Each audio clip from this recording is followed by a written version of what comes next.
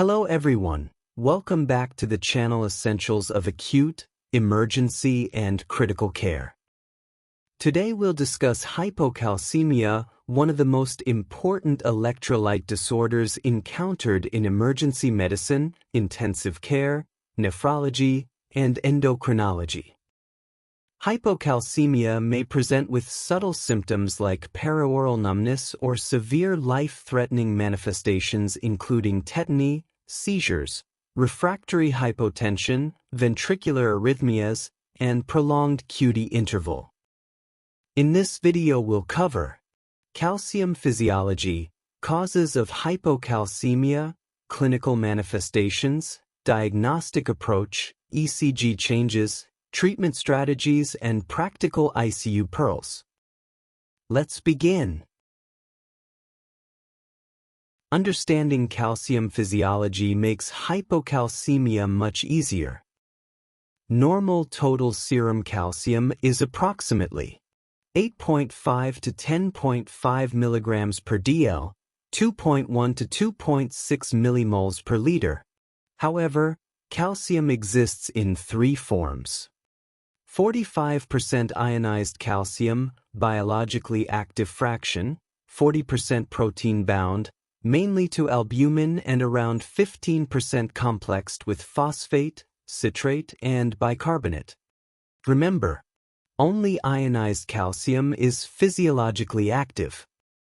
Therefore, in critically ill patients, ionized calcium should always be measured whenever possible.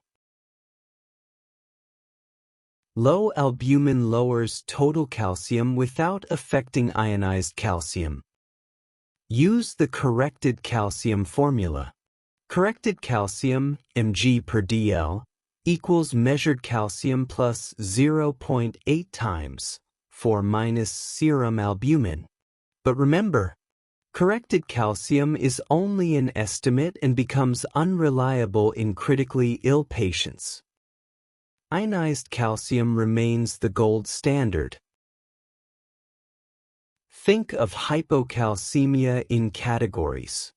Number 1. Reduced parathyroid hormone activity.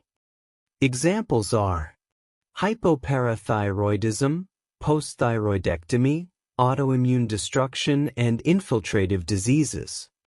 Number 2. Vitamin D deficiency. Common causes include malnutrition, chronic kidney disease, liver disease, malabsorption, and bariatric surgery. Number 3. Magnesium disorders. This is frequently overlooked. Hypomagnesemia suppresses PTH secretion and causes PTH resistance. Unless magnesium is corrected, calcium often cannot be corrected. Number 4. Hyperphosphatemia. Examples are acute kidney injury, chronic kidney disease, tumor lysis syndrome, and rhabdomyolysis. High phosphate binds calcium, reducing ionized calcium. Number 5. Critical illness. ICU patients frequently develop hypocalcemia because of sepsis, massive transfusion due to citrate toxicity, acute pancreatitis, severe burns, CRRT, and multi-organ failure. Number 6. Drugs. Examples include bisphosphonates, denosumab, cinacalcet, loop diuretics, phenytoin, and certain chemotherapy agents. Symptoms depend on both severity and speed of onset. Neuromuscular symptoms. Patients may develop perioral numbness, finger tingling, muscle cramps, carpopedal spasm, and tetany. Classic bedside signs include Chvostek sign, facial muscle twitching after tapping the facial nerve, Trousseau sign, carpal spasm induced by inflating a blood pressure cuff above systolic pressure for about 3 minutes. Severe manifestations. patients may develop laryngospasm, bronchospasm, generalized seizures, altered mental status, heart failure, and refractory hypotension. ECG changes. The hallmark ECG finding is prolonged QT interval, specifically, prolongation of the ST segment. This increases the risk of ventricular arrhythmias, although torsades de pointes is less common than with hypomagnesemia. When hypocalcemia is detected, always evaluate ionized calcium, serum albumin, serum magnesium, serum phosphate, serum creatinine, serum vitamin D, and serum parathyroid hormone level. Then assess. Is this acute or chronic? Is the patient symptomatic? Is there renal failure? Has there been recent neck surgery? Has the patient received massive blood transfusion? Understanding the underlying mechanism guides definitive treatment. Treatment depends on symptoms and severity.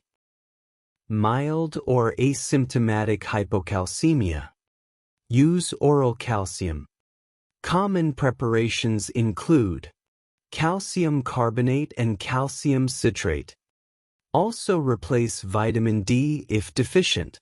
Patients with hypoparathyroidism often require active vitamin D, such as calcitriol. Severe or symptomatic hypocalcemia. Symptoms include tetany, seizures, significant ECG changes, laryngospasm, and hemodynamic instability. Administer 10 to 20 milliliters of 10% calcium gluconate intravenously over approximately 10 minutes, while continuously monitoring the ECG. If hypocalcemia persists, continue with a continuous calcium infusion and monitor ionized calcium frequently. Calcium chloride contains approximately 3 times more elemental calcium than calcium gluconate but is more irritating to peripheral veins and is preferably administered through a central venous catheter. Don't forget magnesium. Persistent hypocalcemia despite calcium replacement should immediately raise suspicion of hypomagnesemia. Always correct magnesium simultaneously. Before we finish, here are 5 high-yield clinical pearls. Number 1. Treat the patient, not just the laboratory value. Number 2. Always measure ionized calcium in critically ill patients. Number 3. Correct magnesium before expecting calcium to normalize. Number 4. Massive transfusion and pancreatitis are common ICU causes of acute hypocalcemia. Number 5. Finding the underlying cause is more important than simply replacing calcium. Hypocalcemia is more than just a low calcium value. A systematic approach includes confirming true hypocalcemia with ionized calcium, identifying the underlying cause, assessing symptom severity, correcting associated electrolyte abnormalities, providing appropriate calcium replacement, and treating the primary disorder. Following this structured approach will help you manage hypocalcemia safely and effectively in both ward and ICU settings. Thank you for watching. If you found this video helpful, please like, share, and subscribe for more evidence-based critical care and internal medicine content for doctors. I'll see you in the next video.